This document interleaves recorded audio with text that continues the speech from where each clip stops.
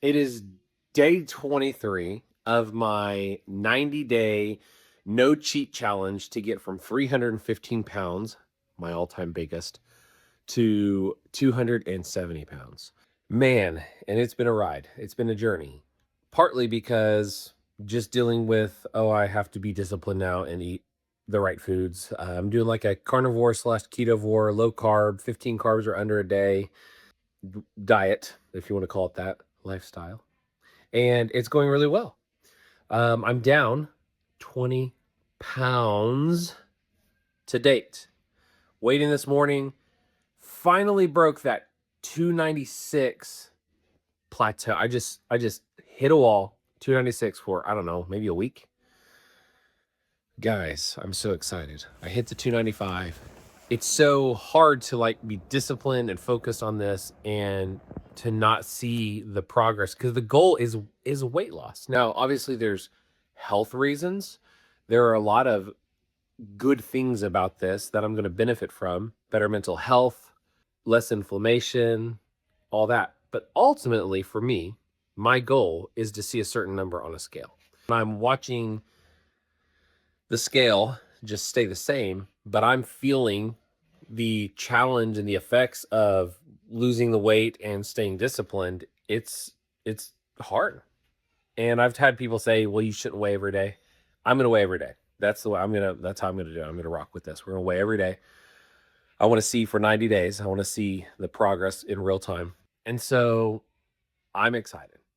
I saw that 20-pound mark. I think I'm going to start coming off of that, hopefully that wall that I'm hitting. People talk about like a flush that happens. Maybe that'll happen soon. I don't know. I know that the first week there was a lot of flushing, if you know what I mean. Fortunately, that's done. Healthier gut, more regular, not irregular, and diarrhea and all the other things that come with the massive change that I've made. You know, yesterday I had a conversation. I was at a baseball game for a work event, and I was having a conversation with a man who has done this for a decade and been very successful. And he was just an inspiration to me. And I meet these folks who just consistently, like right when I need it, they're there. I have conversations that I need to have with people who have been successful and who understand the struggle. And it's just been so cool. The more I open myself up to this and make this more public and more, hey, I'm gonna burn this bridge. I'm not gonna give myself an out. I'm not going to give myself an excuse to not do this like I have every time in the past when I've tried to lose weight. It's so cool. Like God sends a person in my life that I need to hear their story, their stories of success, their stories of failure. And it was the perfect thing I needed. I got pumped again. I was motivated. And this morning I went in and I was less. And I could have went to that ball game. Listen, you know everything that's there. They've got all the fried foods and the Indian tacos and all the beers and all the corn and all the potatoes and you know people are just eating and that's you know that's fine. Like that stuff's great. And that if that's you, you do you. And for me, I'm sitting there going, I can do this. Like I don't need to look at all those other things and look at what I don't have, but focus on what I do have. That short-term happiness, that dopamine hit, that cheap dopamine that I get whenever I eat a fried food, that doesn't produce like a long sustainable joy of like I'm content and happy with making myself the better version of who I am. Like realizing the person that God created me to be and being the best version of that. And so that to me is starting to sink in.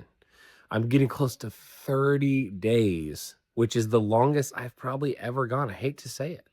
I've ever gone doing anything for my health. It's crazy. And it also, you know, that 30-day mark, a lot of people say that that's that point where you start developing really new habits and you start getting into rhythms. And guys, I'm just excited. It's really encouraging. It's really exciting. I was going to ask you some questions because the more I talk to people, the more feedback I get, the better I get because I learn. What have you done to maintain sanity, to maintain clarity during your weight loss or health journeys? What's been successful for you long term?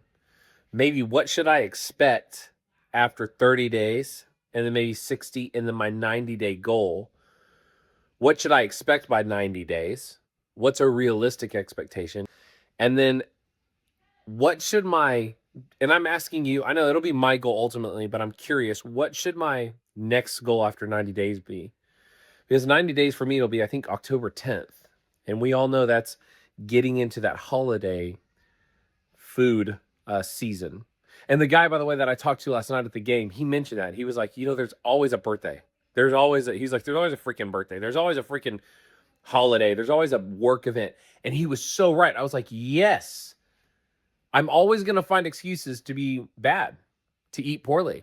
The question is, am I in a place now in my life where I'm going to find the excuse to do the right thing? And I think I am. So what realistic goals do you think I should set? What is after 90 days? Is it like maintain what I'm doing? Should I alter my diet at all? Like I'm doing the certain macro thing.